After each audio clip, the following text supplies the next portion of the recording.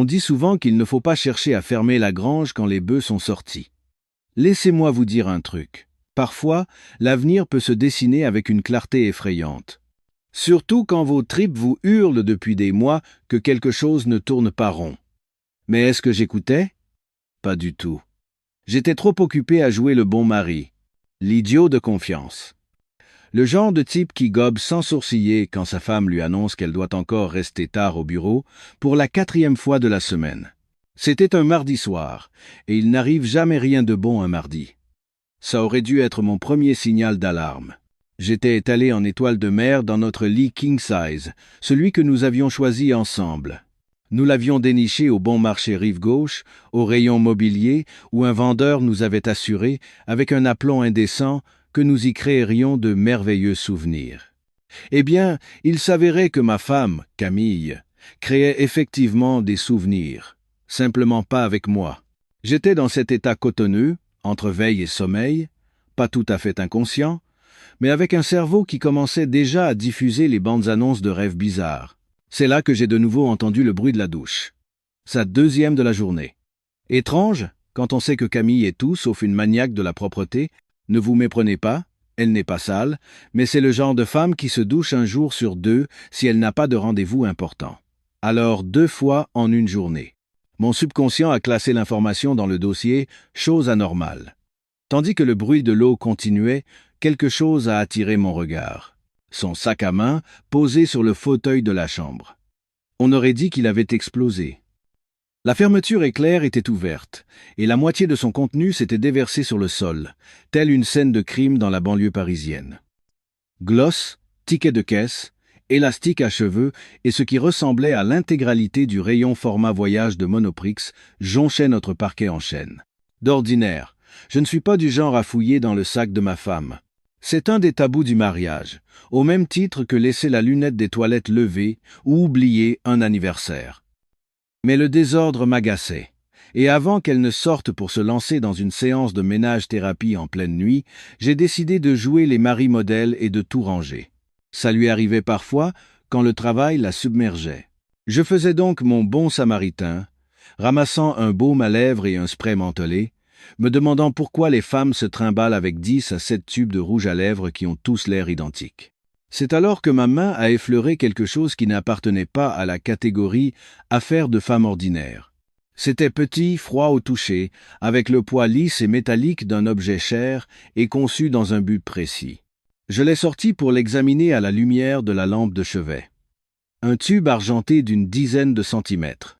Le design était si minimaliste qu'on aurait dit un produit Apple si la marque s'était lancée dans les lubrifiants personnels. Il était couvert d'inscriptions en japonais. Des caractères noirs et gras sur le métal argenté. Ça sentait le luxe. Pas le genre de truc qu'on attrape discrètement en allant chercher du lait ou un remède contre le rhume à la pharmacie du coin. Ma première pensée fut un produit médical. Peut-être avait-elle un problème dont elle avait honte de parler. Les soucis de santé féminin peuvent être complexes et Camille n'a jamais été douée pour aborder les sujets délicats. Mais à la réflexion, pourquoi un produit japonais? Et pourquoi ne m'en avait-elle pas dit un mot? La curiosité est un vilain défaut, comme on dit. J'ai attrapé mon téléphone, ouvert l'appareil photo et scanné le texte.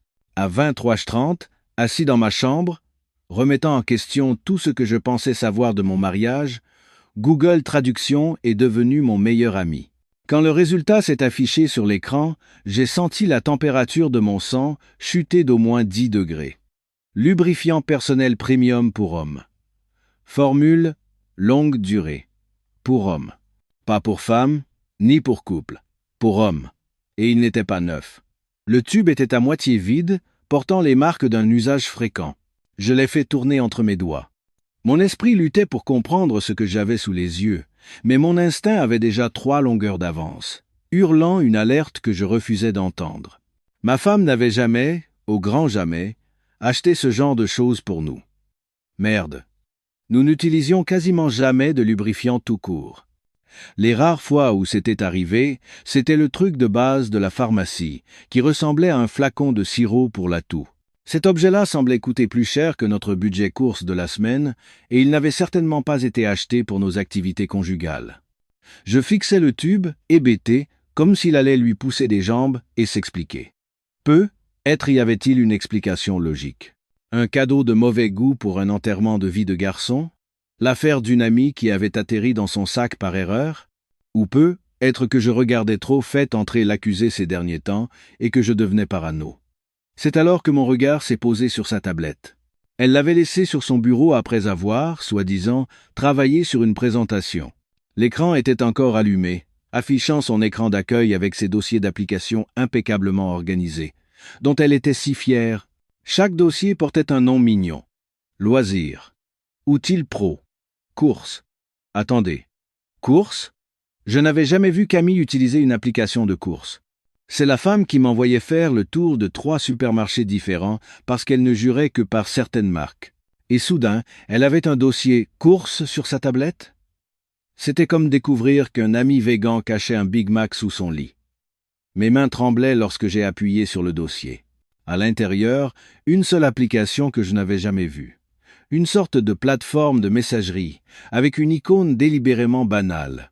Mon pouce est resté suspendu au-dessus pendant ce qui m'a semblé une éternité, probablement 30 secondes en réalité.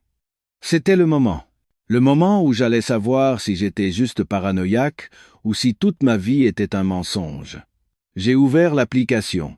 L'historique des discussions s'est chargé, et tout en haut, une conversation avec un certain Léo. La photo de profil n'était qu'une silhouette, mais les messages. Putain, ces messages. J'ai trop hâte d'être à jeudi. J'ai réservé la suite habituelle au Ritz. N'oublie pas de ramener le truc. Le tube argenté. Tout est tellement mieux avec.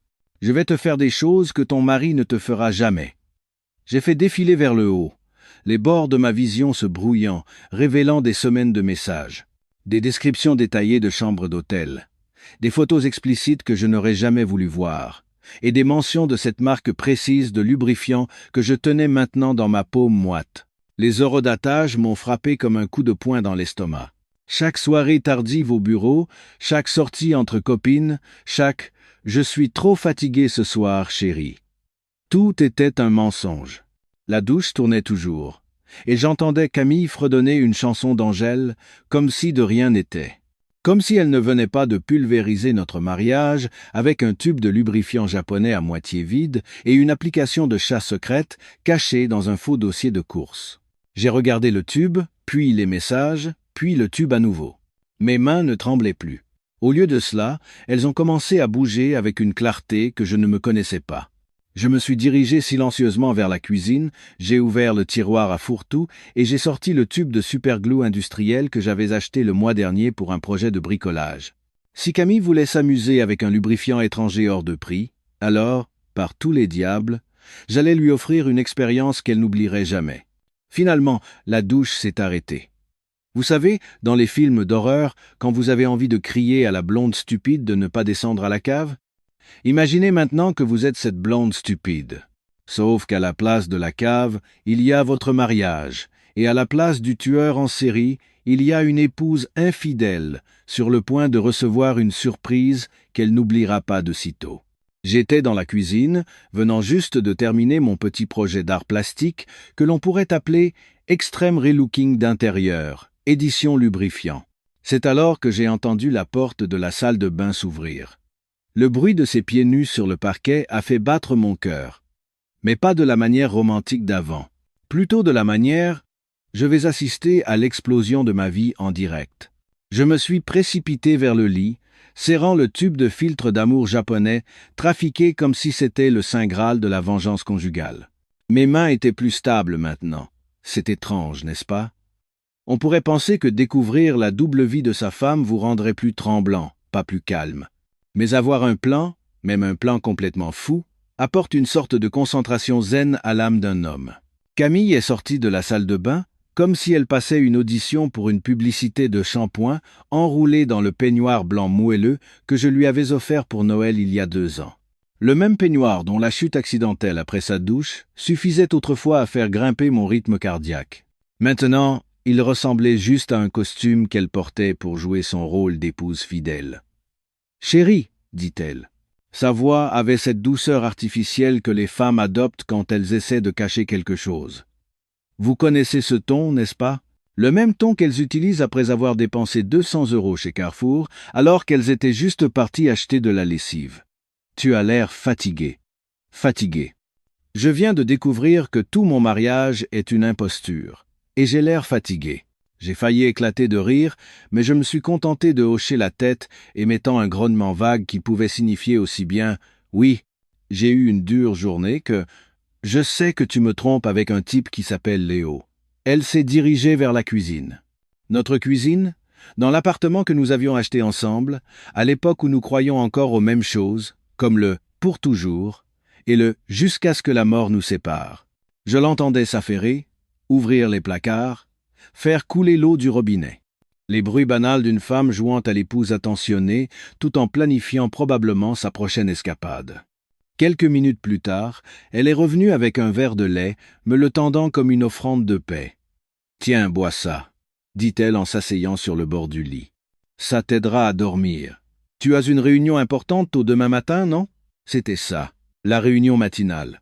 La chose que j'avais mentionnée nonchalamment au dîner et qu'elle avait enregistrée dans son petit cerveau infidèle comme l'alibi parfait pour une autre aventure nocturne. Rien de tel qu'une épouse dévouée qui drogue son mari pour pouvoir s'éclipser pour ses activités extrascolaires. J'ai pris le verre, étudiant son visage dans la pénombre. Elle avait l'air si sincère, si préoccupée par mon sommeil. Si je n'avais pas su, j'aurais juré qu'elle se souciait vraiment de mon bien-être. Mais maintenant, je savais. Merci, chérie. J'ai pris une petite gorgée. Le goût était normal, mais bon. Je ne suis pas un expert du goût des somnifères dissous dans le lait. Ça aurait pu être du zolpidem, un simple antihistaminique, ou rien du tout. Mais le fait qu'elle s'inquiète soudainement de mon sommeil, alors qu'elle se fichait éperdument de mes insomnies habituelles, oui, c'était diablement suspect.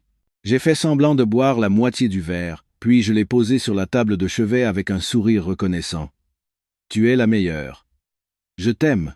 Les mots avaient un goût de cendre dans ma bouche, mais son visage s'est illuminé de ce qui ressemblait à une affection sincère. C'est ça qui me rendait vraiment fou. Pas seulement le fait qu'elle me trompait, mais qu'elle puisse me regarder avec des yeux si aimants, tout en planifiant de s'envoyer en l'air avec ce photographe de mes deux. « Moi aussi je t'aime », a-t-elle murmuré, se penchant pour m'embrasser sur le front comme si j'étais un enfant malade. Comme si je n'étais pas le mari sur le point de se faire trahir. Elle s'est glissée dans le lit à côté de moi et je pouvais sentir la chaleur de son corps à travers le peignoir. Autrefois, ça aurait été mon signal pour agir. La rapprocher de moi, lui montrer à quel point elle m'avait manqué pendant une longue journée au bureau. Maintenant, j'avais juste l'impression d'être allongé à côté d'une étrangère portant la peau de ma femme. « Repose-toi bien », murmura-t-elle, me tournant déjà le dos. « Tu as besoin d'énergie pour demain. » Oh, l'ironie. Elle s'inquiétait de mon niveau d'énergie alors qu'elle prévoyait de brûler des calories toute la nuit avec son photographe de pacotille.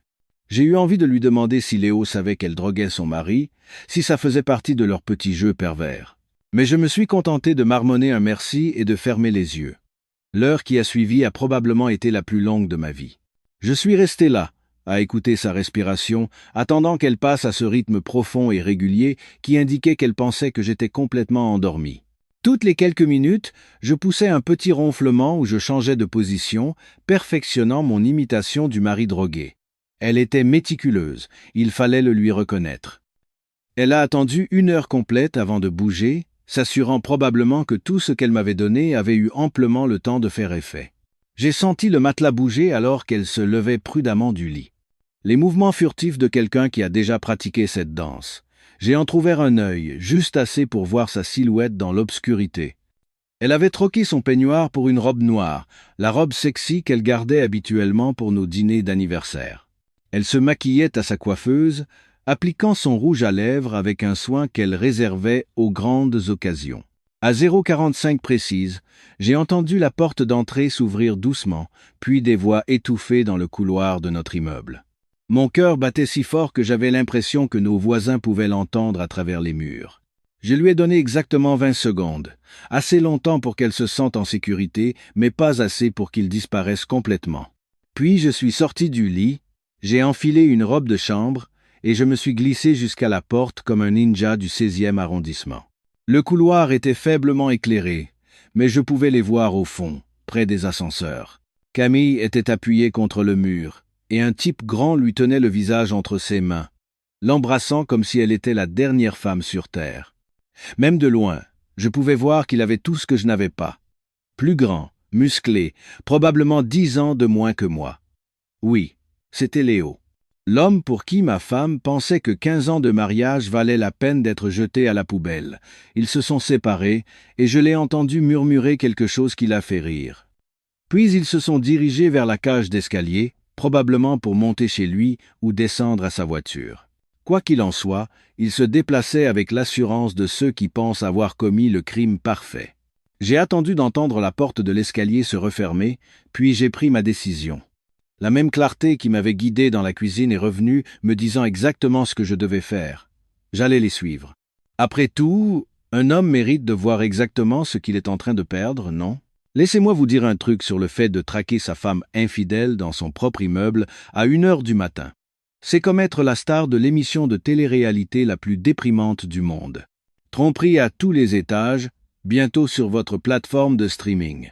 Le personnage principal, un mari cocu, qui s'offre une place au premier rang de son enfer personnel. Je me suis faufilé dans le couloir comme un détective privé fauché, marchant sans bruit, pieds nus sur la moquette que nous avions tous payée lors de la dernière rénovation des parties communes. C'est drôle, apparemment, la rénovation des parties communes n'inclut pas d'empêcher vos voisins de coucher avec votre femme. Mais je suppose que ce n'est pas un problème de maintenance, n'est-ce pas? Quand je suis arrivé, la porte de la cage d'escalier vibrait encore légèrement, ce qui signifiait qu'il n'était pas allé loin.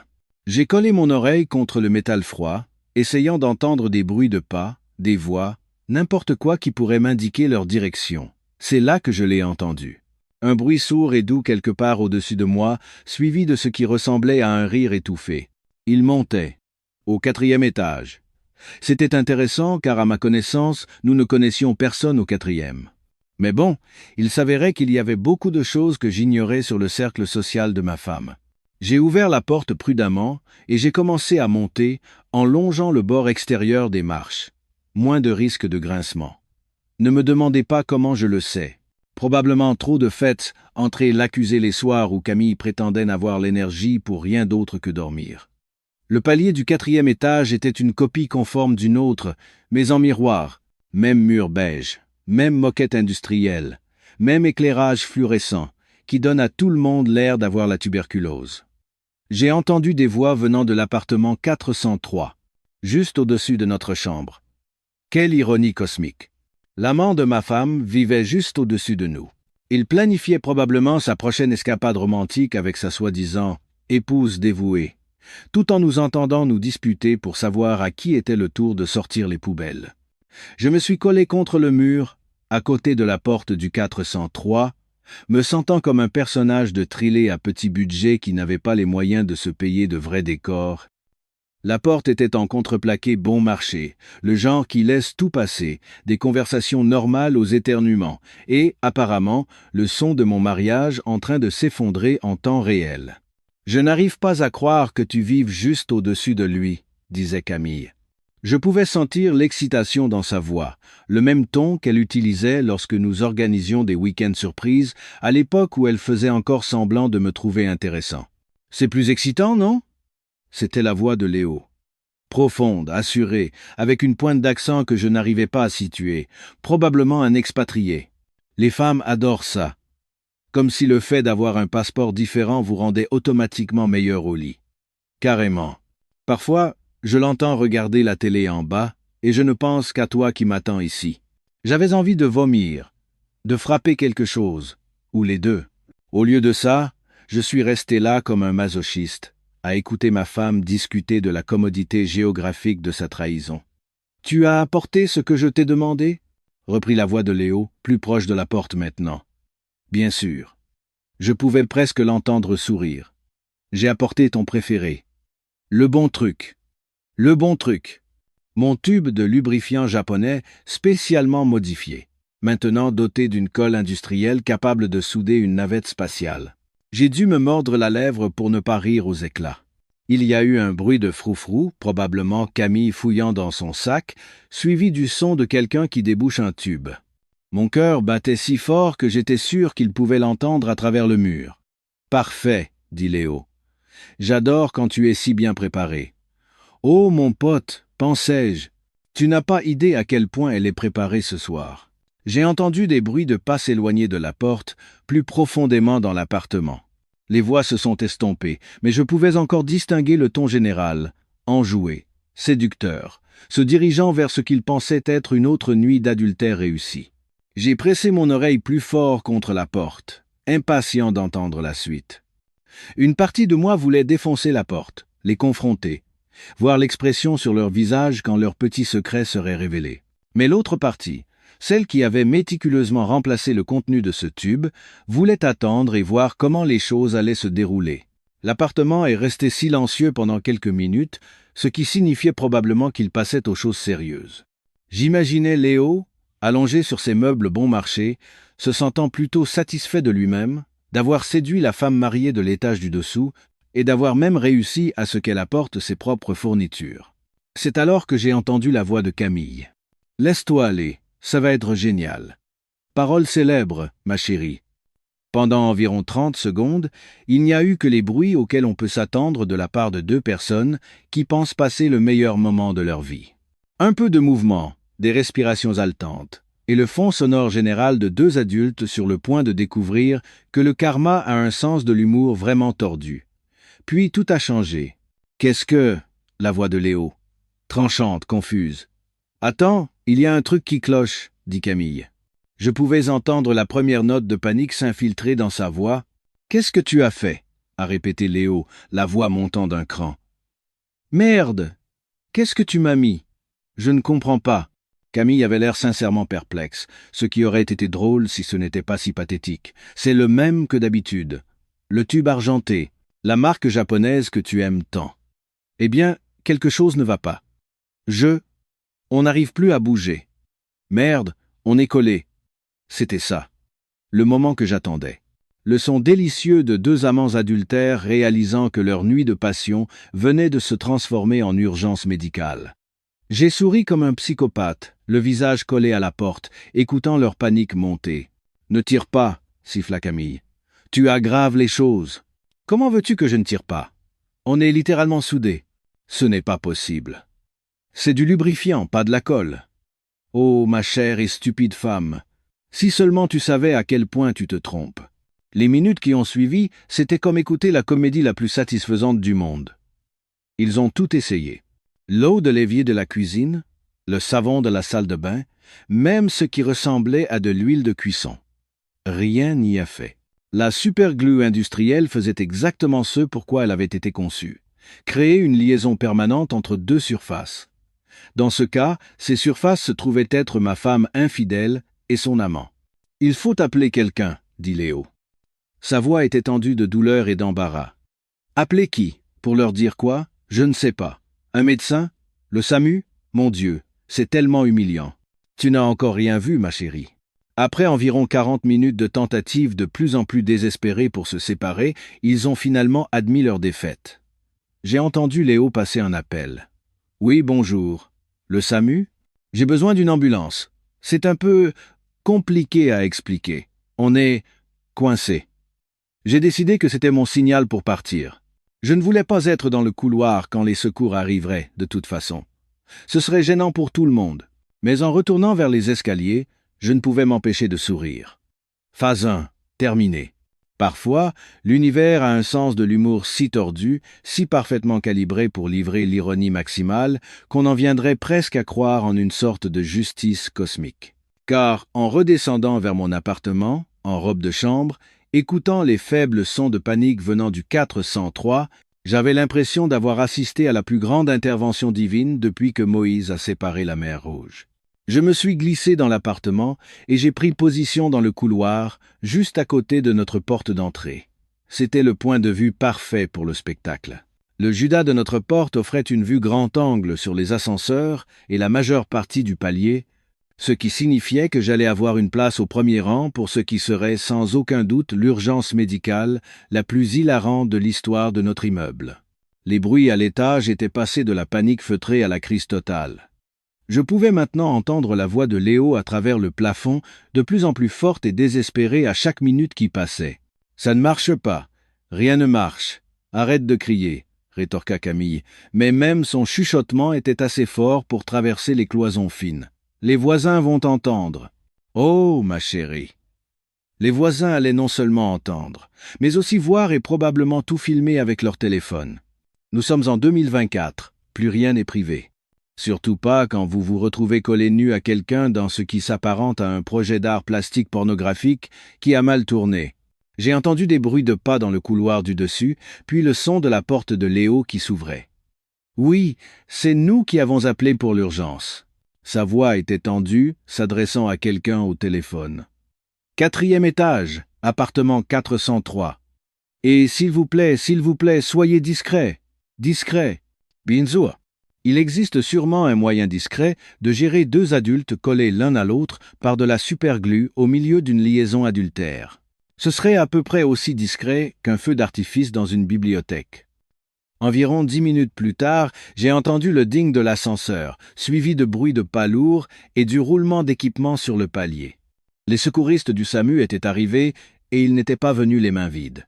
Plusieurs voix se faisaient maintenant entendre, tout essayant de maintenir ce calme professionnel et médical que les soignants adoptent lorsqu'ils sont confrontés à une situation complètement absurde. « Alors, si j'ai bien compris, » disait un secouriste, sa voix traversant sans peine la structure bon marché de l'immeuble, « vous êtes collés l'un à l'autre ?»« C'était un accident, » s'empressa de dire Léo. « Je pense qu'il y a eu une sorte de réaction avec le produit que nous utilisions. Le produit. C'est comme ça qu'on l'appelle maintenant. Pas le lubrifiant que j'utilisais pour tromper ma femme avec la tienne, mais simplement le produit. Comme s'il testait un nouveau type de shampoing et avait eu une réaction allergique inattendue. « Et quel genre de produit était-ce » demanda le secouriste. Je pouvais déceler une pointe d'amusement à peine contenue dans sa voix. Ces types en ont probablement vu de toutes les couleurs, mais celle-là, c'était clairement une anecdote qu'il raconterait au bar pendant des années. « Un lubrifiant personnel » dit Camille. Sa voix était si faible que j'ai failli ne pas l'entendre. Une marque japonaise. On l'a déjà utilisée sans problème. Madame, pourriez-vous parler un peu plus fort, s'il vous plaît? Et si vous avez encore l'emballage, j'aimerais y jeter un œil. Il y eut un bruit de froufrou, puis la voix de Léo. Le voici. Mais je ne comprends pas ce qui a mal tourné. Ça n'est jamais arrivé avant. J'aurais aimé voir le visage du secouriste en examinant mon œuvre. De l'extérieur, le tube avait l'air parfaitement normal. Même étui argenté, même caractère japonais, même emballage professionnel. Seul le contenu avait été amélioré, passant de filtre d'amour à adhésif permanent. Monsieur, je suis au regret de vous informer que ceci n'est plus du lubrifiant. C'est une colle industrielle. Quelqu'un a remplacé le contenu. Le silence qui a suivi était absolument délicieux. Je pouvais presque entendre les rouages tourner dans leur tête alors qu'ils essayaient de traiter ce qu'ils venaient d'entendre. Quelqu'un avait saboté leur fourniture d'adultère. Mais qui? Comment? Pourquoi? C'est impossible, dit finalement Léo. Le tube était scellé. Camille l'a sorti directement de son sac. Eh bien, à moins que vous n'ayez décidé de faire des expériences avec des matériaux de construction ce soir, quelqu'un y a manifestement touché. La question est, qui y avait accès? Oh, la savoureuse ironie. Ils étaient littéralement coincés ensemble, essayant de comprendre qui pouvait bien être au courant de leurs petits secrets. J'ai presque eu pitié d'eux. Presque. Nous allons devoir vous emmener à l'hôpital, poursuivit le secouriste. Ce type de colle ne partira pas tout seul, et nous aurons besoin d'un équipement spécial pour vous séparer en toute sécurité. Vous ne pouvez pas juste, je ne sais pas, utiliser une sorte de solvant? Demanda désespérément Camille. Madame, ce produit est conçu pour coller du métal au béton. Ça ne partira pas avec de l'eau et du savon. Nous devons être très prudents si nous voulons éviter des dommages permanents. Dommages permanents. Les mots flottaient dans l'air comme une condamnation à mort. Je me demandais si l'un d'eux pensait aux dommages permanents métaphoriques qu'ils avaient déjà causés, ou s'ils étaient trop concentrés sur les dommages permanents littéraux auxquels ils pourraient être confrontés. « Comment on les descend ?» demanda une autre voix. « Ils ne peuvent pas marcher jusqu'à l'ascenseur dans cet état. Il va falloir les transporter ensemble sur un brancard. Ça va être délicat. » Délicat était un euphémisme. J'imaginais la logistique nécessaire pour faire descendre 2 adultes, collés de la manière la plus intime qui soit, par 4 étages d'escalier et les charger dans une ambulance. Cela allait demander une bonne dose de créativité. Essayez de rester aussi immobile que possible, tous les deux, dit le secouriste en chef. Le moindre mouvement pourrait aggraver la situation. Nous allons vous couvrir d'un drap, vous installer sur un brancard et vous emmener aux urgences. Et notre vie privée? Demanda Léo. Il y aura des gens dans le couloir, des voisins avec des caméras. Monsieur, je comprends votre préoccupation, mais notre priorité actuelle est de vous prodiguer des soins médicaux. Votre vie privée, eh bien, ce sera un peu difficile dans les circonstances actuelles. J'ai entendu plus de mouvements à l'étage, le bruit d'équipements qui se déploie, et l'agitation générale de professionnels de la santé essayant de comprendre comment gérer une situation qui n'était certainement pas dans leur manuel de formation. Puis est venu le moment que j'attendais, le son de la porte de l'appartement de Léo qui s'ouvrait, suivi par le bruit de plusieurs paires de pieds dans le couloir du dessus. Il les sortait. Je me suis installé à mon Judas pour le spectacle de ma vie. C'était mieux que n'importe quelle émission de télé-réalité, mieux que n'importe quel film à la demande, mieux que le matin de Noël. C'était la justice servie froide, avec une bonne dose d'humiliation publique. L'ascenseur a fait ding, et j'ai entendu le vrombissement mécanique du brancard qui sortait. À travers le Judas, je pouvais voir les secouristes manœuvrer une grande forme couverte d'un drap vers l'ascenseur. Le drap n'était pas assez grand pour tout couvrir. Et j'ai aperçu 2 paires de jambes qui dépassaient à des angles très étranges. Derrière eux, un petit groupe de voisins, attirés par le bruit, suivait la procession. Madame Dubois du 302, bien sûr, avait sorti son téléphone. Les étudiants du 200 faisaient semblant de ne pas regarder, mais enregistraient manifestement tout. Même le vieux monsieur Martin du rez-de-chaussée, un homme grincheux, était sorti de sa tanière pour voir ce qui se passait. Les portes de l'ascenseur se sont refermées, et l'immeuble est redevenu silencieux, à l'exception du brouhaha excité des voisins discutant de ce qu'ils venaient de voir. J'ai attendu quelques minutes de plus, puis j'ai entrouvert ma porte et je suis sorti dans le couloir. « Sacrée soirée, hein ?» dit Madame Dubois, son téléphone toujours à la main. « Vous avez vu ce qui s'est passé ?» J'ai secoué la tête, prenant mon meilleur air de voisin confus. J'ai entendu les sirènes, mais j'étais endormi. Qu'est-ce qu'il y a ? 2 personnes se sont retrouvées collées ensemble, dit-elle, les yeux brillants de commérage. Ils ont dû les emmener à l'hôpital sur le même brancard, tous les 2. Collés ? Comment ça ? Eh bien, elle se pencha vers moi d'un air conspirateur. J'ai entendu dire qu'ils étaient, vous savez, intimes, et qu'il y a eu un problème avec un produit qu'ils utilisaient. J'ai émis un son de choc approprié, puis je suis rentré à l'intérieur et je me suis versé un grand, très grand verre de scotch bien mérité. Phase 2, terminée. Vous avez déjà entendu parler de la marche de la honte ? Eh bien, il s'avère que lorsque vous avez été chirurgicalement séparé de votre amant après vous être retrouvé collé à lui avec de la super glue comme une expérience scientifique déviante, c'est moins une marche qu'un dandinement. Un dandinement très prudent, très douloureux, qui vous donne l'air d'avoir été percuté par un camion conduit par le karma. Le lendemain matin, j'étais assis à la table de notre cuisine, sirotant mon café et lisant les nouvelles sur ma tablette comme un mari ordinaire, dont la femme n'avait pas passé la nuit attachée à l'anatomie d'un autre homme. C'est alors que j'ai entendu une clé dans la serrure. Il était environ 10h30, ce qui signifiait qu'ils avaient passé à peu près 9 heures à l'hôpital. 9 heures de ce qui a dû être l'expérience médicale la plus humiliante de l'histoire de la médecine d'urgence. La porte s'est ouverte lentement, comme si la personne de l'autre côté craignait ce qu'elle allait trouver. Ou peut être que chaque pas donnait l'impression de marcher sur du verre brisé. Quoi qu'il en soit, la première à apparaître fut Camille. Et bon sang, on aurait dit qu'elle était passée au mixeur. Ses cheveux étaient en pagaille.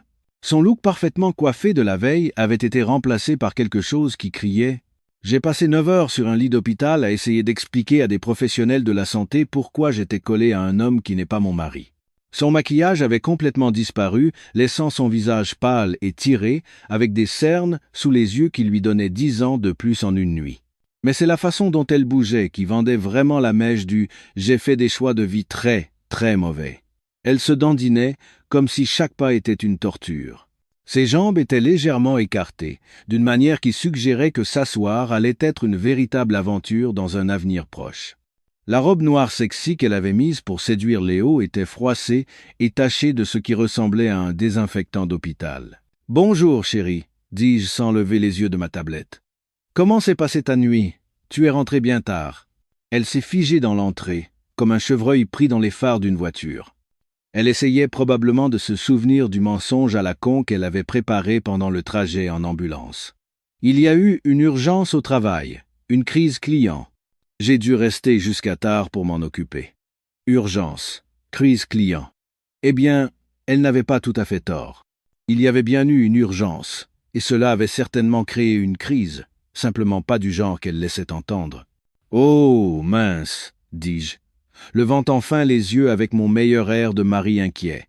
« Tu as l'air épuisé, et tu marches bizarrement. Tu t'es blessé ?» L'expression sur son visage était un chef-d'œuvre. Elle essayait de maintenir l'illusion qu'elle avait passé la nuit à jongler avec des tableurs et des visioconférences, tout en essayant d'expliquer pourquoi elle avait l'air de sortir d'un instrument de torture médiéval. Je suis tombé dans les escaliers au bureau. Je me suis fait mal au dos. Tombé dans les escaliers. C'était une façon de décrire le fait d'être chirurgicalement séparé de son amant après un incident de superglue. Il fallait admirer sa créativité, même si l'exécution laissait à désirer. « Oh non. Tu es allé voir un médecin? Tu devrais te faire examiner. »« J'y suis allé, » dit-elle rapidement. « Enfin, je suis passé aux urgences. Ils ont dit que c'était juste une entorse. Ils m'ont donné des antidouleurs. » Elle boitillait maintenant vers la chambre, probablement désireuse de se débarrasser de cette robe qui sentait le désinfectant médical et les mauvaises décisions. Mais avant qu'elle ne puisse s'échapper, on a de nouveau frappé à la porte. Je me suis levé pour ouvrir, ayant une assez bonne idée de qui cela pouvait être. Et bien sûr, Léo était là, l'air d'avoir fait 12 rounds avec un boxeur poids lourd spécialisé dans les coups bas. Il était grand, il fallait le lui reconnaître. Probablement 1,88 m avec ce genre de muscles fins qui viennent d'un abonnement régulier à la salle de sport et d'un métabolisme non ruiné par 15 ans de mariage et de grignotage de stress. Ses cheveux étaient sombres, avec ce style faussement décoiffé qui prend 1 heure à réaliser.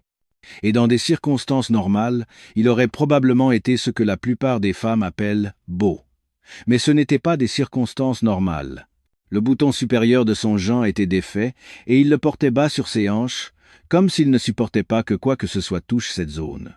Il se déplaçait avec le même dandinement prudent que Camille, et son visage avait cette teinte grisâtre que l'on a quand on a passé la nuit à écouter des professionnels de la santé discuter de vos parties génitales en termes cliniques sous une lumière fluorescente. « Oh, bonjour, » dit-il. « Est-ce que Camille est là? On doit parler de ce qui s'est passé hier soir? » Ce qui s'est passé hier soir, comme si c'était une catastrophe naturelle qui leur était tombée dessus et non le résultat prévisible d'une liaison adultère impliquant de la colle industrielle. « Bien sûr, entrez, » dis-je en m'écartant avec un sourire amical. Camille vient de rentrer du travail. Apparemment, il y a eu une urgence qui l'a retenue toute la nuit. Les yeux de Léo se sont légèrement agrandis et je l'ai vu jeter un coup d'œil vers la chambre où Camille avait disparu. Il se demandait probablement si elle avait déjà concocté une excuse élaborée, et si oui, à quelle version il devait se conformer. « Ah oui, » dit-il lentement. « Cette urgence de bureau. Vous savez ce que c'est? »« Oh, que oui, » continuai-je en fermant la porte derrière lui. Gestion de crise, limitation des dégâts, essayer de réparer des choses qui ont terriblement mal tourné. Parfois, ces situations nécessitent une main très délicate. J'en faisais des tonnes. Mais je ne pouvais pas m'en empêcher. Le type était dans mon salon, ressentant probablement encore les effets du solvant industriel utilisé pour le séparer de ma femme, et il n'avait aucune idée que je savais exactement quel genre d'urgence les avait occupés tous les deux toute la nuit. Camille est sortie de la chambre, vêtue d'un jogging et d'un t-shirt ample, la tenue qui crie « Je ne vais pas bien et je ne veux rien sentir contre ma peau ». Quand elle a vu Léo dans notre salon, son visage est passé par environ 10 à 7 expressions différentes en 2 secondes. « Léo, » dit-elle d'une voix soigneusement contrôlée, « qu'est-ce que tu fais ici? On doit discuter de la situation d'hier soir. » Ils parlaient tous les deux en code, essayant d'avoir une conversation sur leur urgence médicale sans que je m'en rende compte. C'était comme regarder 2 personnes essayer de discuter d'un braquage de banque en n'utilisant que des mots qu'on trouverait dans un livre pour enfants. « Pourquoi ne vous asseyez-vous pas » suggérai-je aimablement. Vous avez tous les deux l'air mal en point. Le regard qu'ils ont échangé était de la pure terreur. S'asseoir n'était clairement pas au programme pour l'un ou l'autre, ce qui signifiait que leur séjour à l'hôpital avait été encore plus traumatisant que je ne l'avais imaginé. « En fait, je pense que je vais m'allonger, » dit rapidement Camille. « Les antidouleurs me donnent le vertige. Et je devrais y aller aussi, » ajouta Léo. « Je voulais juste m'assurer que tu allais bien. »« Bien sûr qu'elle va bien, » dis-je en passant un bras autour des épaules de Camille. Elle a tressailli à mon contact, mais a essayé de le faire passer pour de la fatigue. Ma femme est une dure à cuire. Elle peut encaisser tout ce que la vie lui envoie. Léo a hoché la tête maladroitement et s'est dirigé vers la porte, se déplaçant comme un cow-boy qui a passé trop de temps en selle. « Je t'appellerai plus tard, pour ce projet. »« Oui ?»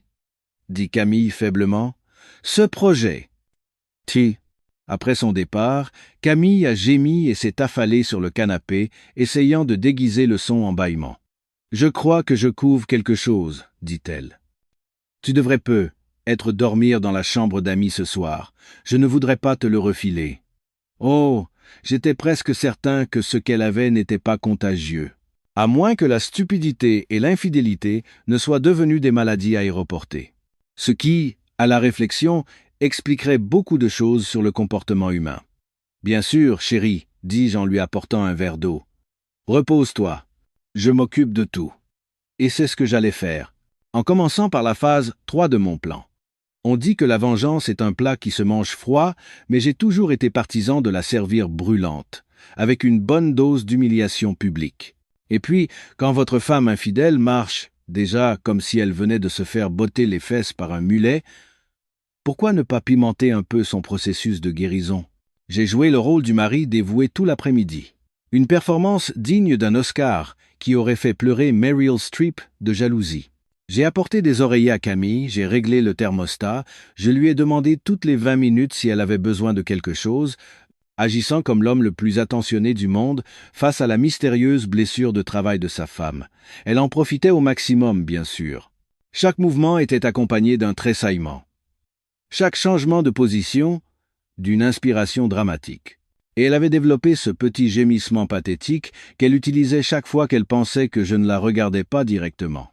C'était comme assister à un one-woman show intitulé « La femme souffrante », joué par quelqu'un qui n'a jamais connu de vraie douleur, mais qui a regardé beaucoup de feuilletons. « Je crois que je devrais manger quelque chose », dit-elle vers 6 heures, depuis sa position de princesse blessée sur le canapé.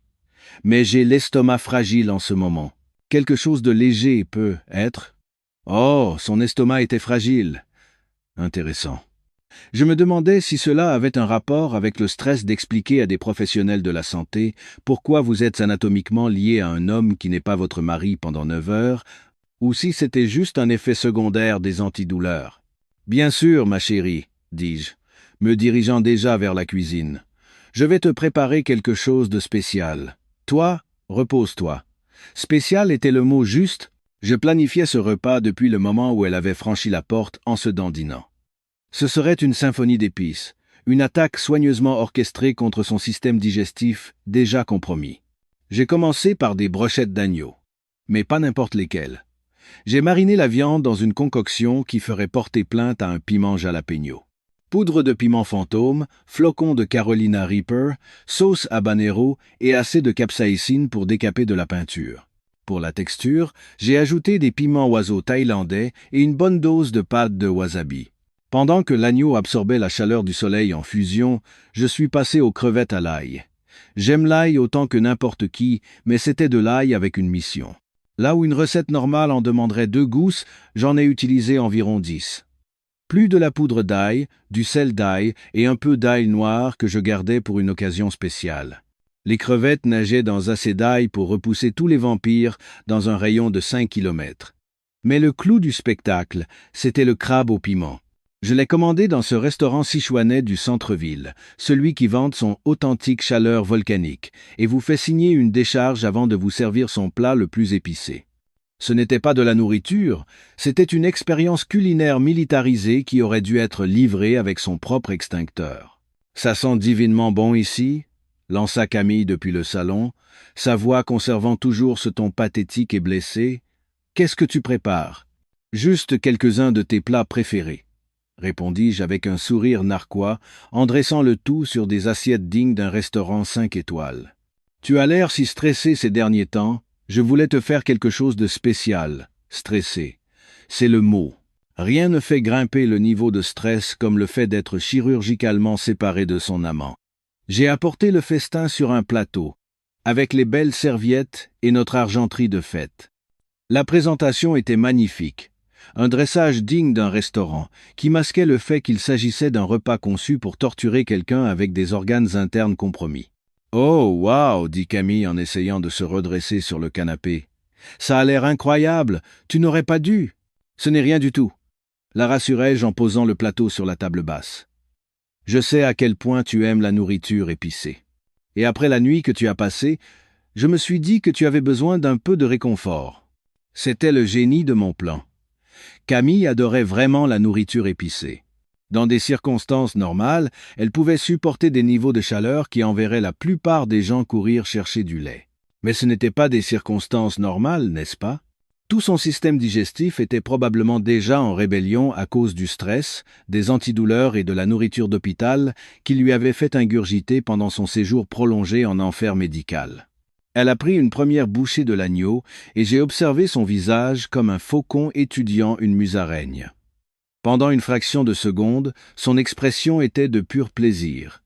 La viande était parfaitement cuite, les saveurs complexes et équilibrées, et dans d'autres circonstances, cela aurait été un repas vraiment excellent. Puis, la chaleur a frappé. Ça a commencé par un léger écarquillement de ses yeux, suivi d'une pause dans sa mastication, puis d'une déglutition très prudente qui suggérait qu'elle regrettait déjà ses choix de vie. Mais elle était engagée maintenant, piégée par la nécessité de maintenir la façade que tout allait bien. « C'est délicieux !» dit-elle en tendant la main vers son verre d'eau, son mouvement un peu trop rapide pour être désinvolte. « Très savoureux, savoureux. C'est une façon de le dire. » Elle a courageusement attaqué les crevettes. Chaque bouchée nécessitait plus d'eau et des pauses plus longues. L'ail faisait son effet. Je pouvais voir des perles de sueur se former sur son front, même si notre appartement était maintenu à une température agréable de 22 degrés. Mais c'est le crabe au piment qui a vraiment porté le coup de grâce. Elle a pris une bouchée, et j'ai vu tout son corps se radir, comme si on l'avait touché avec un taser. Son visage est passé du rouge au blanc, puis à une nuance de vert intéressante que je n'avais jamais vue sur un être humain auparavant. « Il faut que je... » commença-t-elle, puis s'arrêta, probablement parce que parler nécessite de respirer et que la respiration n'était actuellement pas son amie. « Plus d'eau » demandai-je aimablement, remplissant déjà son verre. « Oups, c'est assez épicé. J'aurais dû te prévenir. » Elle a hoché la tête frénétiquement, vidant le verre entier en 3 gorgées. Mais le mal était fait. Je pouvais presque voir la chaleur se propager dans son système, jetant du sel sur les plaies déjà vives de son aventure médicale. « Je crois que je dois m'allonger, » dit-elle faiblement. « Je pense que les antidouleurs réagissent mal avec la nourriture. »« Bien sûr, » dis-je avec toute l'inquiétude et la sympathie que je pouvais feindre. « Va te reposer. Je m'occupe de la vaisselle. » Elle s'est relevée, se déplaçant avec encore plus de précaution qu'auparavant, et a boitillé jusqu'à la chambre comme une femme traversant un champ de mine. Chaque pas semblait douloureux, et j'ai dû me mordre l'intérieur de la joue pour ne pas sourire. Alors qu'elle disparaissait dans le couloir, j'ai entendu mon téléphone vibrer avec un SMS. C'était mon ami Thomas, qui travaille à l'hôpital. « Mec, tu ne devineras jamais le cas qu'on a eu aux urgences hier soir. On a dû appeler un spécialiste pour séparer 2 personnes qui s'étaient collées ensemble en faisant l'amour. Le truc le plus drôle que j'ai jamais vu. »« C'est pas vrai, » ai-je répondu. « C'est fou. Ils vont bien? Physiquement, ils s'en sortiront. Mais le gars a développé une infection au niveau de la zone de séparation. On a dû le garder sous antibiotiques. La femme est rentrée chez elle, mais elle va être mal à l'aise pendant un moment. Une infection. La situation de Léo venait de s'aggraver, ce qui signifiait que la phase 3 allait être encore plus efficace que je ne l'avais prévu. J'ai fini de nettoyer la cuisine et j'ai préparé ma prochaine surprise.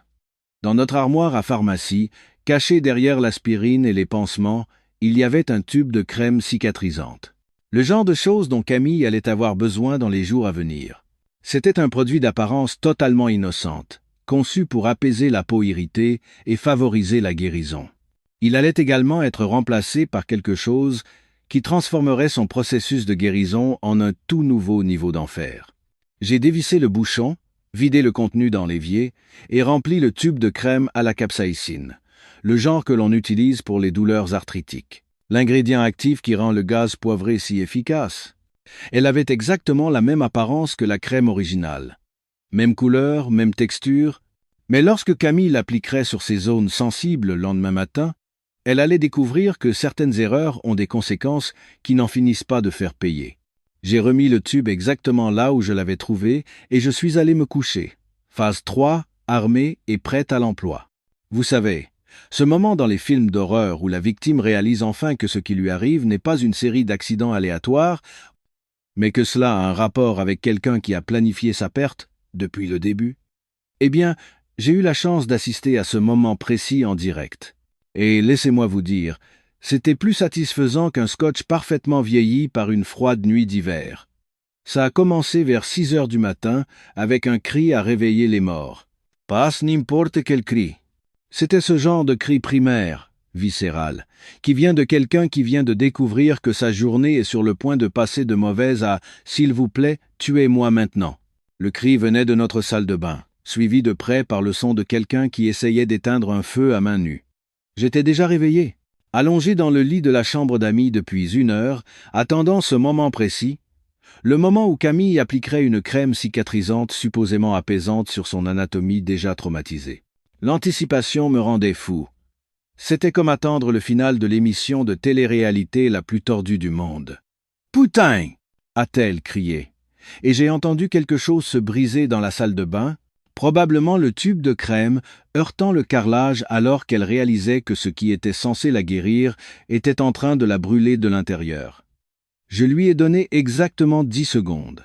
Assez longtemps pour que la capsaïcine fasse pleinement effet, mais pas assez pour qu'elle commence à se douter que je ne venais pas à son secours. Puis j'ai sauté du lit et j'ai couru vers la salle de bain, jouant le mari inquiet. « Camille, qu'est-ce qui se passe ?» ai-je crié à travers la porte verrouillée. Femme intelligente. Elle avait développé des problèmes de confiance à l'idée d'être vue dans un état vulnérable. Je me demande bien pourquoi. « C'est la crème !» haleta-t-elle entre ce qui ressemblait à des crises d'hyperventilation. « Ça brûle. Mon Dieu, ça brûle. Quelle crème ? Le tube de l'hôpital.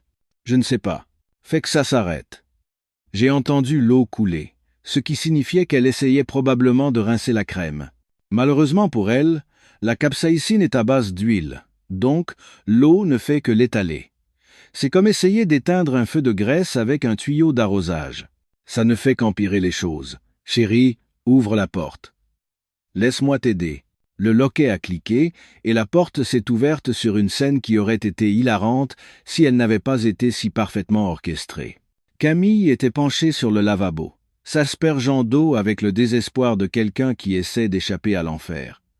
Son visage était rouge et strié de larmes. Ses cheveux étaient trempés, et elle émettait de petits gémissements qui m'auraient brisé le cœur si j'avais encore eu des sentiments pour elle. « Ça ne s'arrête pas !» sanglota-t-elle. « La brûlure ne s'arrête pas.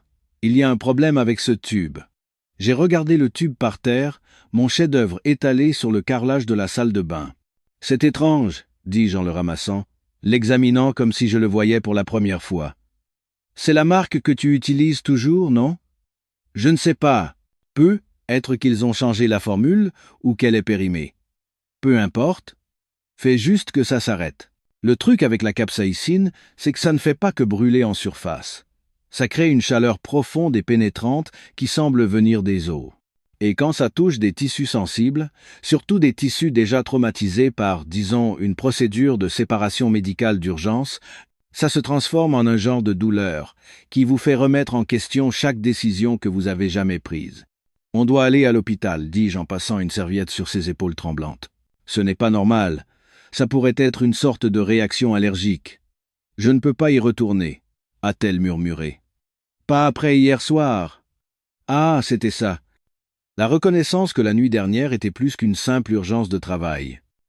Elle était tellement concentrée sur la sensation de brûlure entre ses jambes qu'elle avait baissé sa garde, révélant qu'elle avait une raison d'éviter l'hôpital qui allait au-delà du simple embarras. « Chérie, c'est sérieux. Tu souffres vraiment, Et j'ai peur que tu aies une infection ou une complication de ta chute d'hier. » Sa chute. C'est vrai. Nous maintenions toujours cette fiction, même si elle avait actuellement l'impression qu'on lui appliquait du napalm sur ses parties les plus intimes. « Je ne peux pas », a-t-elle répété, mais je pouvais voir sa détermination faiblir. La douleur gagnait la bataille contre sa fierté, et c'est exactement ce sur quoi je comptais. « Regarde-moi », dis-je en lui prenant le visage entre mes mains avec toute la tendresse d'un mari dévoué. « Je t'aime. Je ne laisserai rien t'arriver. Mais ce n'est pas quelque chose qu'on peut régler à la maison. » Le trajet jusqu'à l'hôpital fut une symphonie de souffrance. Camille ne pouvait pas s'asseoir correctement sur le siège passager. Elle était à moitié allongée, à moitié recroquevillée, essayant de trouver une position qui n'aggraverait pas la douleur brûlante. Chaque nid de poule sur la route l'envoyait dans de nouvelles vagues d'agonie, et elle serrait la poignée de la portière si fort que j'avais peur qu'elle l'arrache. « Comment est-ce possible ?» n'arrêtait-elle pas de demander. « Comment est-ce possible? Si seulement elle connaissait la réponse à cette question. Si seulement elle comprenait que chaque moment de souffrance qu'elle endurait était le résultat direct des choix qu'elle avait faits, des mensonges qu'elle avait racontés, de la confiance qu'elle avait brisée. » Mais ce niveau de conscience de soi était bien au-delà de ses capacités actuelles. Nous nous sommes garés devant l'entrée des urgences, le même endroit d'où elle était sortie moins de 12 heures auparavant, attachée à son amant comme un siamois pornographique. L'ironie ne m'a pas échappé, et j'ai dû réprimer un sourire en l'aidant à sortir de la voiture. L'infirmière d'accueil a jeté un coup d'œil à l'état de Camille et l'a immédiatement fait passer dans une chambre privée. Il y a décidément des avantages à être un client fidèle, surtout quand votre visite précédente impliquait d'être chirurgicalement séparé d'une personne qui n'est pas votre conjoint. Le même médecin qui avait supervisé la procédure de séparation, le docteur Martin, est entré. Son expression était celle d'un homme qui pensait vivre la semaine la plus étrange de sa carrière médicale, ou qui était entré dans un univers parallèle où la vie sexuelle des gens avait déclaré la guerre à l'anatomie de base. « Madame Dubois, » dit-il en consultant son dossier. « De retour si vite. Quel est le problème ?» Camille a essayé d'expliquer l'histoire de la crème, la douleur brûlante, la réaction qu'elle subissait. Le docteur Martin a écouté avec cette patience professionnelle qui vient d'années passées à traiter des mystères médicaux, mais je pouvais voir l'inquiétude grandir dans ses yeux alors qu'il l'examinait. « Ce niveau d'inflammation est sévère, » dit-il finalement. « Nous avons ce qui semble être une brûlure chimique superposée aux lésions tissulaires de la procédure d'hier, ce qui crée une situation potentiellement grave. » Brûlure chimique. Les mots flottaient dans l'air comme une condamnation à mort. « Êtes-vous sûr de la crème que vous avez utilisée ?» demanda-t-il. « Parce que cette réaction est compatible avec une exposition à la capsaïcine ou à un irritant similaire. » Camille avait l'air confuse, ce qui était compréhensible, ignorant totalement que son mari bien-aimé avait fait des expériences chimiques avec ses produits de soins. « C'était le tube que j'utilise toujours, » dit-elle faiblement. Mais quelque chose n'allait pas. Le docteur Martin a hoché la tête, pensif. Étant donné l'étendue des dommages et le risque d'infection, je recommande une intervention chirurgicale. Nous devons retirer les tissus affectés avant que la nécrose ne s'installe. Nécrose. C'est un mot qui retient l'attention. La mort des tissus, des dommages permanents, le genre de conséquences que le temps et la bonne volonté ne guérissent pas. Une opération? La voix de Camille n'était qu'un murmure. Je le crains, oui. La combinaison du traumatisme d'hier et de l'exposition chimique d'aujourd'hui a créé une situation où un traitement conservateur ne suffira pas. Nous devons débrider les tissus endommagés et vous donner les meilleures chances de guérison. Je lui ai serré la main en signe de soutien. Faites ce que vous pensez être le mieux, docteur. Nous voulons juste qu'elle aille bien. Les formulaires de consentement sont arrivés et j'ai regardé Camille signer, la main tremblante, l'autorisation d'abandonner une partie d'elle-même. Elle pleurait maintenant non seulement à cause de la douleur physique, mais aussi à cause de la prise de conscience lente que son corps allait être changé à jamais par les événements des dernières 24 heures. « Combien de temps pour la convalescence ?» ai-je demandé, jouant à la perfection le mari inquiet. « Au moins plusieurs semaines, » répondit le docteur Martin. « Et il y aura des changements permanents. Certaines sensations pourraient ne jamais revenir à la normale. » Des changements permanents. Certaines sensations pourraient ne jamais revenir à la normale. J'ai rangé ces phrases dans un coin de ma tête pour plus tard, me délectant non pas du cadre stérile de l'hôpital, mais de la profonde satisfaction de voir la justice enfin rendue. Alors qu'ils emmenaient Camille au bloc opératoire, elle m'a serré la main une dernière fois. « Je t'aime », dit-elle, la voix pâteuse à cause du sédatif et de la peur. « Moi aussi, je t'aime », ai-je répondu. Et pour la première fois depuis des mois, je le pensais. J'aimais cette version d'elle. Vulnérable, faisant face aux conséquences, payant enfin le prix de sa trahison. L'opération a duré 3 heures. Et lorsque le docteur Martin est venu me parler, son visage était grave. « Nous avons pu retirer tous les tissus endommagés, dit-il. Mais l'étendue du débridement était plus importante que ce que nous avions initialement prévu. Il faudra un suivi approfondi, et il y aura des changements fonctionnels permanents. » J'ai hoché la tête solennellement, comme un mari dévoué apprenant une nouvelle choquante sur sa femme bien-aimée. À l'intérieur, je planifiais déjà la phase 4. Il y a quelque chose de profondément poétique à remettre des papiers de divorce à sa femme infidèle alors qu'elle est allongée dans un lit d'hôpital, sous perfusion, en convalescence d'une opération, visant à retirer une partie de son corps à la suite directe de son adultère. C'est comme si l'univers avait enfin décidé d'intervenir et d'écrire la fin parfaite d'une histoire d'amour vraiment merdique. J'ai passé la matinée au cabinet de mon avocat à finaliser les documents. Ils avaient été préparés avec un soin méticuleux qui aurait rendu un horloger suisse jaloux. Chaque clause, chaque stipulation, chaque manœuvre juridique était conçue pour s'assurer que Camille quitte notre mariage avec exactement ce qu'elle méritait. Rien, ou presque rien. Elle pouvait garder ses factures d'hôpital. Les papiers étaient soigneusement rangés dans une chemise cartonnée.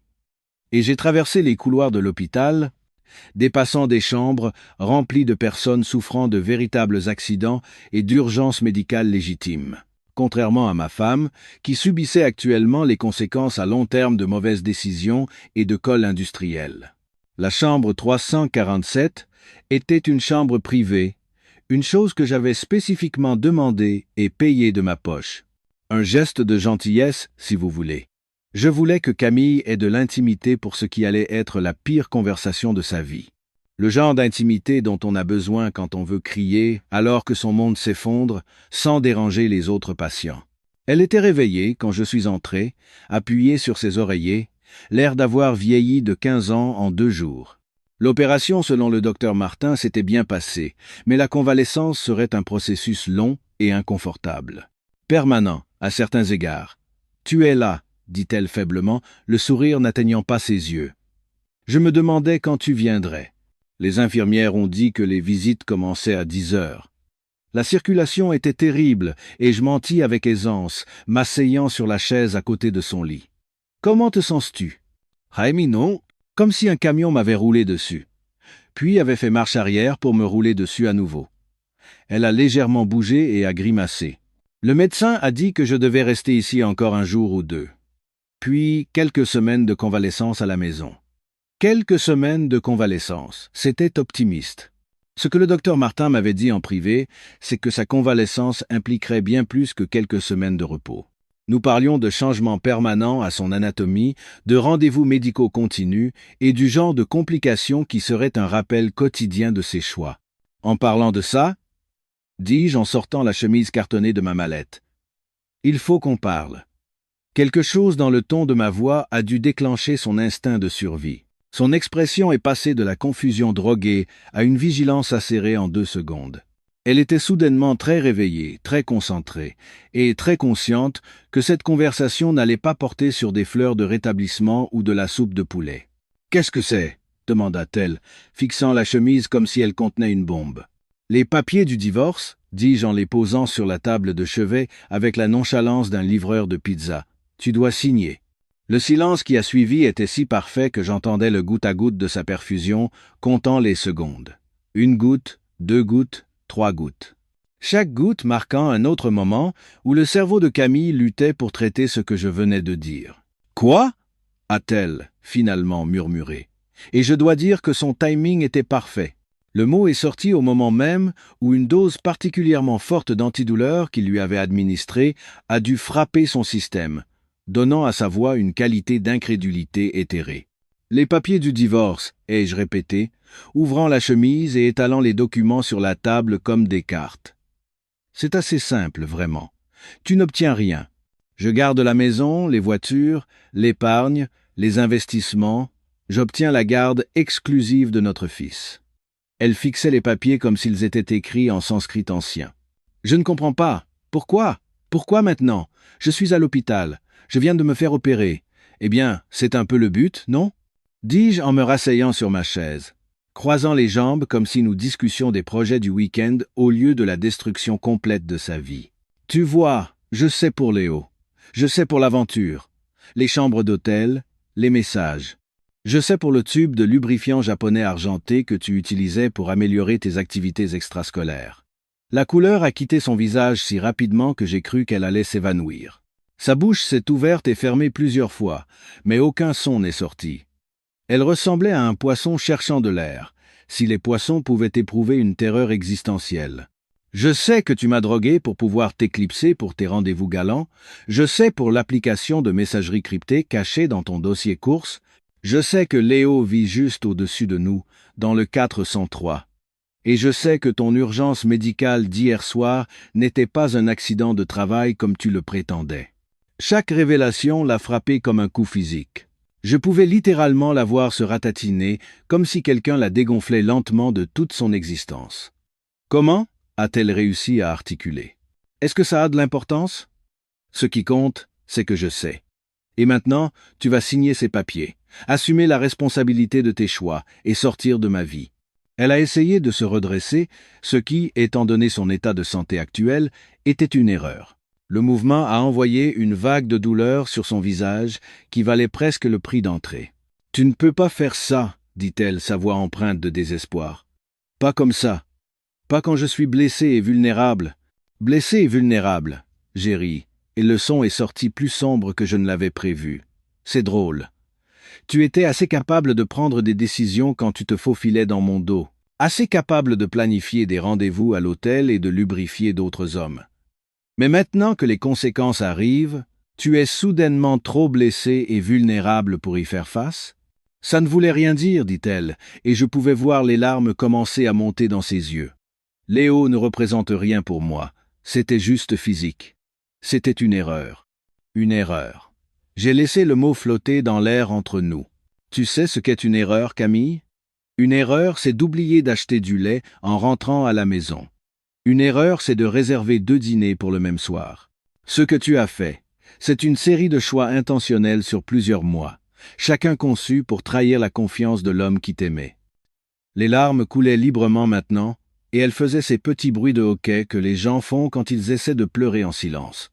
Dans d'autres circonstances, j'aurais pu avoir pitié d'elle.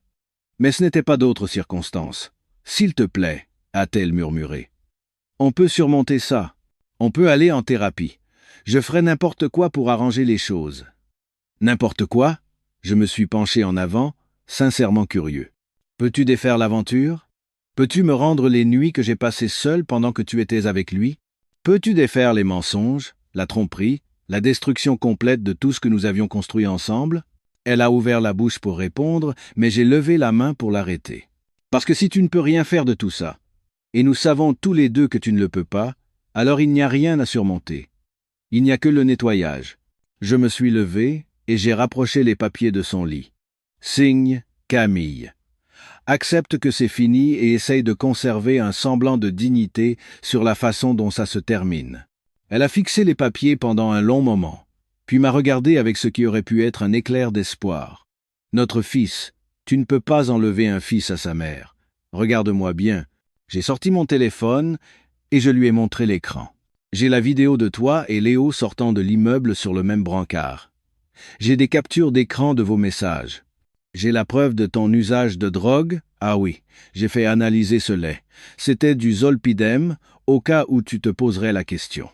Son visage est redevenu blanc, mais cette fois, il y avait quelque chose qui ressemblait à de la vraie peur. Toute bataille pour la garde impliquera beaucoup de questions gênantes sur ton jugement, ton style de vie et ton aptitude à être parent. Veux-tu vraiment emprunter cette voie? Elle a pris les papiers avec une main tremblante et les a déchirés en 2. « Je ne signe rien, » dit-elle.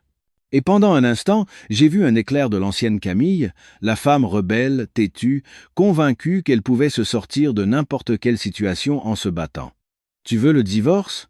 Très bien. Mais je ne vais pas rester les bras croisés et te laisser tout prendre. J'ai souri et j'ai sorti un autre jeu de documents de ma mallette. J'espérais que tu dirais ça. Qu'est-ce que c'est que ça? Le plan B. Si tu ne signes pas l'accord généreux que je te propose, on va au tribunal. Et au tribunal, tout ça devient public. L'aventure, les circonstances de ton urgence médicale, l'usage de drogue, tout. C'est vraiment ça que tu veux? Elle a regardé le deuxième jeu de documents et j'ai vu le moment précis où elle a réalisé qu'elle était complètement foutue.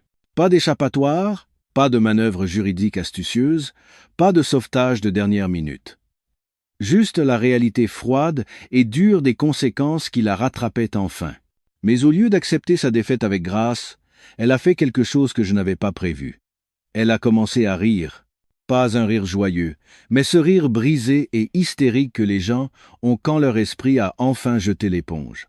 Ça a commencé comme un gloussement et s'est transformé en un véritable éclat de rire qui a résonné contre les murs de l'hôpital. « Tu crois que tu as gagné, hein ?» dit-elle en haletant. « Tu crois que tu es si malin, si rusé. Mais tu n'as aucune idée de ce que tu as fait. Éclaire-moi. Léo ne partira pas. Même si on divorce. Même si tu prends tout, il sera toujours là. Et il y en a d'autres. Tu croyais vraiment qu'il était le premier? Tu croyais vraiment que c'était un incident isolé? » Les mots m'ont frappé comme une gifle, mais j'ai gardé une expression neutre. « D'autres? Oh, chérie, dit-elle, sa voix maintenant pur venin. Tu n'as pas idée depuis combien de temps ça dure. Léo était juste le plus récent, le plus pratique. Mais il y en a eu d'autres. Tellement d'autres. C'était ça. La révélation finale qui a transformé ma vengeance méticuleusement planifiée d'un coup chirurgical en quelque chose de bien plus complet. J'ai regardé ma femme brisée, infidèle et bientôt ex, et j'ai réalisé que la phase 4 allait être bien plus étendue que je ne l'avais initialement prévu. On dit qu'Internet n'oublie jamais. Eh bien, il s'avère que c'est particulièrement vrai lorsque votre femme infidèle et son amant sont transportés à l'hôpital dans la position la plus humiliante imaginable, et que la moitié de votre immeuble possède des smartphones avec des capacités vidéo HD. Madame Dubois du 302 avait fait un travail remarquable. Cette femme, qui passait habituellement son temps à filmer ses chats faisant des choses banales, avait réussi à capturer toute la scène de l'ambulance dans une glorieuse qualité 4 Kelvin. La vidéo était un chef-d'œuvre de cinématographie accidentelle. Elle montrait tout, de la confusion initiale des secouristes au moment où ils ont réalisé qu'ils auraient besoin d'un brancard plus grand, jusqu'à la scène finale de Léo et Camille transportés comme une sorte de sculpture pornographique.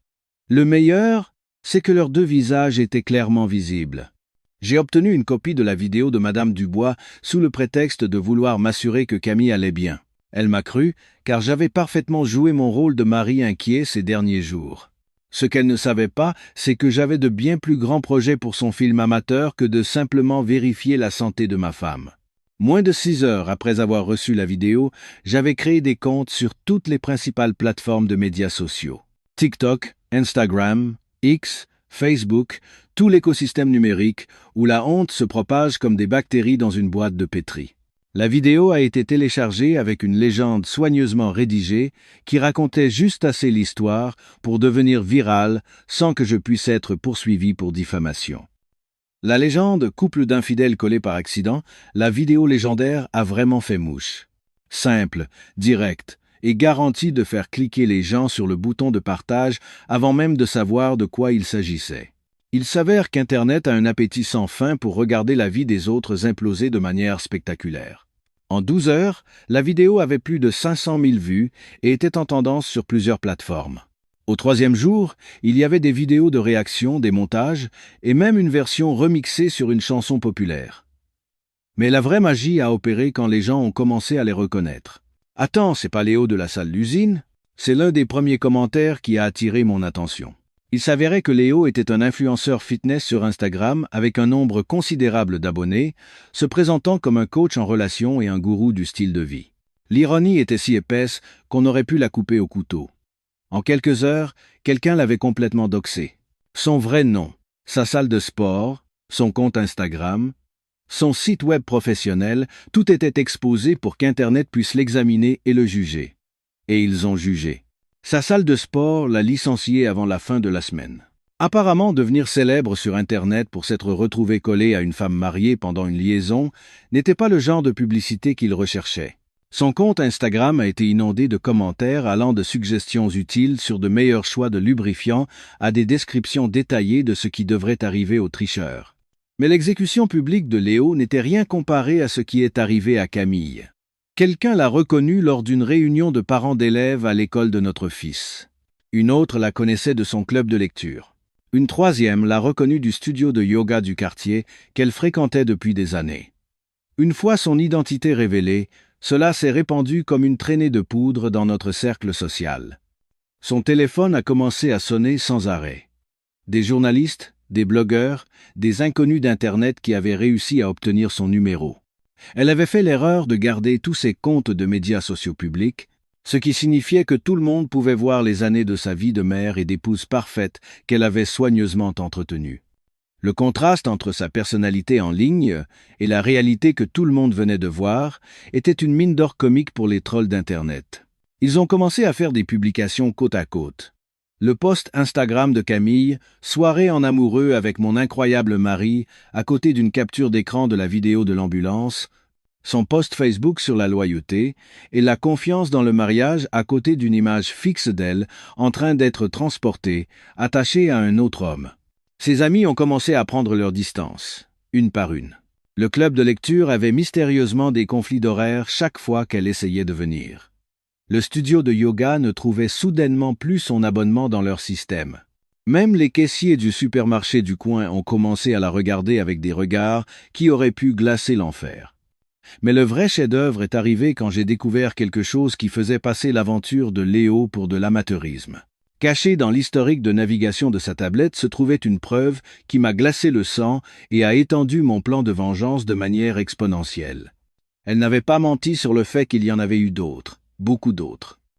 Tout un réseau de groupes privés, fonctionnant via des applications cryptées et des sites web dédiés aux personnes mariées, cherchant des rencontres discrètes. Ce n'était pas juste une aventure occasionnelle, c'était un adultère organisé et systémique avec des cotisations, des vérifications d'identité et des événements réguliers. Camille était membre premium depuis plus de 3 ans. 3 putains d'années. Les preuves étaient toutes là. Reçu d'hôtel, confirmation d'adhésion, même des critiques qu'elle avait écrites sur d'autres membres. Elle menait une double vie complète et j'avais été trop stupide, trop confiant pour le voir. Mais maintenant, je voyais tout. Et plus important encore, j'avais les documents pour tout. J'ai imprimé toutes les preuves, les ai compilées dans un dossier complet, et je suis allé directement au commissariat. Pas parce que l'adultère est illégal, malheureusement, ce n'est pas le cas, mais parce que le réseau lui-même était clairement impliqué dans certaines activités qui dépassaient les limites de la légalité. Il y avait la fraude fiscale. Pour commencer, les cotisations des membres n'étaient pas déclarées comme revenus par les organisateurs. Il y avait aussi la question du proxénétisme. Certains membres payaient d'autres membres pour des services, ce qui en faisait une opération commerciale. Et le vrai coup de grâce, c'est que plusieurs membres utilisaient des cartes de crédit d'entreprise et des comptes de frais pour financer leurs activités, ce qui constituait un détournement de fonds et une escroquerie. L'inspecteur Moreau a écouté mon histoire avec l'expression d'un homme qui pensait avoir tout vu dans le monde, mais qui découvrait rapidement qu'il avait tort. Quand j'ai eu fini de présenter les preuves, il est resté assis un moment, secouant la tête. « Ça va faire tomber beaucoup de monde », a-t-il finalement dit. « Bien », ai-je répondu, « c'est le but. » En une semaine, l'enquête s'est étendue pour inclure la brigade financière. Il s'est avéré que le réseau opérait dans plusieurs régions, ce qui relevait de la compétence nationale. Les avoirs ont été gelés, des arrestations ont été effectuées, et soudain, Camille ne subissait pas seulement une humiliation publique, elle faisait face à des accusations criminelles potentielles.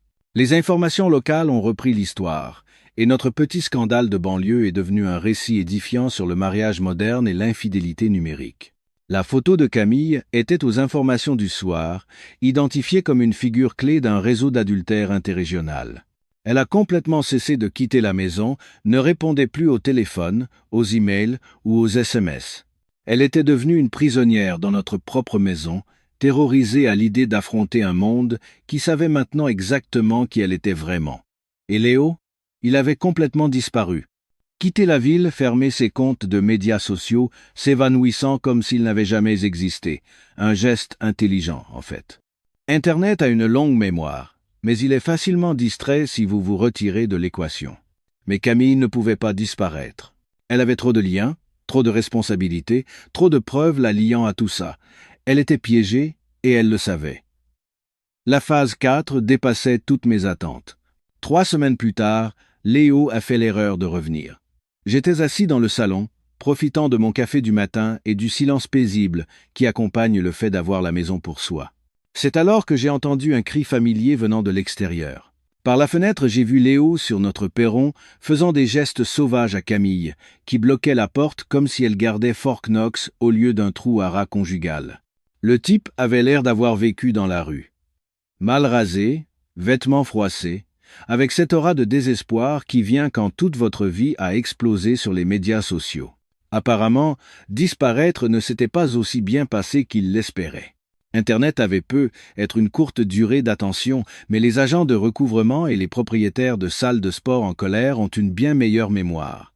« Tu me dois 15 000 €, criait-il, assez fort pour que tous les voisins entendent. « Facture d'hôpital, perte de revenus, frais d'avocat, tout ça, c'est de ta faute. » La voix de Camille était stridente et amère quand elle a répondu. « Ma faute?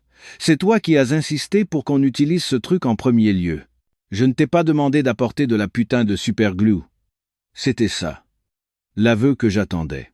Mieux encore, Madame Dubois était déjà sur son balcon, téléphone à la main, probablement en train de diffuser toute la scène en direct.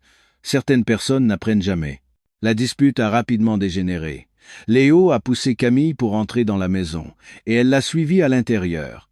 Leurs voix traversaient les murs fins alors qu'ils continuaient à s'accuser mutuellement à l'intérieur de notre maison. Techniquement, ma maison, maintenant que les papiers du divorce étaient enfin finalisés. Je les entendais bouger à l'étage, probablement dans ce qui était notre ancienne chambre. La voix de Léo devenait de plus en plus forte, plus agressive, tandis que Camille ripostait avec cette rage venimeuse qui vient de quelqu'un qui n'a plus rien à perdre. Puis j'ai entendu le bruit d'une gifle, puis quelque chose qui se brise, puis plus de cris, suivi du son d'un meuble qui semblait être jeté. J'ai attendu exactement 5 minutes, puis j'ai appelé mon contact au commissariat. « Oui, inspecteur Moreau. Ça recommence. Même adresse. Violence conjugale, possible agression. Vous devriez probablement envoyer 1 ou 2 voitures. » La police est arrivée juste au moment où Léo sortait de la maison en titubant, se tenant le visage comme si Camille l'avait frappé avec quelque chose de lourd. Elle l'a suivi sur le perron, déversant une volée d'injures qui aurait fait rougir un marin. C'est alors que Léo a fait sa 2e erreur de la journée. Il l'a poussée. Camille est tombée lourdement sur les marches en béton, et c'est à ce moment-là que les policiers ont décidé qu'ils en avaient assez vu. Léo a été menotté avant même d'avoir pu expliquer qu'il était juste venu récupérer l'argent qu'on lui devait. Camille a été menottée 30 secondes plus tard pour avoir tenté d'agresser les policiers qui arrêtaient sa source de revenus. La beauté d'une enquête criminelle en cours, c'est que toute nouvelle accusation est simplement ajoutée au dossier existant. L'accusation d'agression de Léo est devenue une partie de l'enquête plus large sur l'escroquerie. L'entrave à la justice et la résistance à l'arrestation de Camille ont rejoint ces accusations de détournement de fonds. Quand la poussière est retombée, ils risquaient tous les deux de lourdes peines de prison. L'audience pour la garde était prévue la semaine suivante, mais ce n'était qu'une formalité. Lorsque l'un des parents est en détention provisoire en attendant son procès, et que l'autre a des documents prouvant une escroquerie et une infidélité systématique, les juges aux affaires familiales ont tendance à prendre leurs décisions assez rapidement. Je suis sorti de ce tribunal avec la garde exclusive, la maison, les voitures et un nouveau départ. Mon fils était resté chez ma sœur pendant la procédure, ignorant heureusement que sa mère avait détruit sa propre vie par une combinaison de stupidité et de cupidité. Ce soir-là, je me suis assis dans une maison silencieuse avec un verre de scotch de 20 ans, portant un toast à une vie sans mensonge, sans manipulation et sans trahison. L'endroit ressemblait de nouveau à un foyer, au lieu d'une scène de crime. Mon téléphone a vibré avec un texto de l'inspecteur Moreau. Affaire classée. Les deux ont plaidé coupable. Camille prend 18 mois, Léo 2 ans. Je me suis dit que vous aimeriez savoir. J'ai effacé le message et je me suis resservi un verre. Parfois, la justice n'est pas aveugle. Parfois, elle a juste besoin d'un petit coup de main pour voir clair.